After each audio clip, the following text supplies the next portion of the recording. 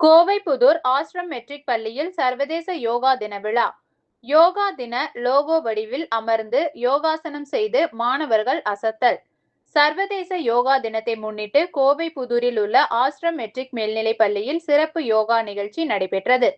நிகழ்ச்சியில் பள்ளி மாணவ மாணவிகள் 500க்கும் மேற்பட்டோர் கலந்து கொண்டு சர்வதேச யோகா தினத்தின் அதிகாரப்பூர்வ லோகோ வடிவத்தில் அணிவகுத்து அமர்ந்தனர். உடல் மற்றும் மன ஆரோக்கியத்தை மேம்படுத்துவதில் யோகாவின் முக்கியத்துவத்தை வலியுறுத்தும் வகையில் நடைபெற்ற இதில் மனிதன், இயற்கை மற்றும் ஆரோக்கியமான வாழ்க்கை முறைக்கு இடையேயான ஒற்றுமையை பிரதிபலிக்கும் சர்வதேச யோகா தின லோகோவின் வடிவத்திலேயே மாணவர்கள் அணிவகுத்து அமர்ந்தனர்.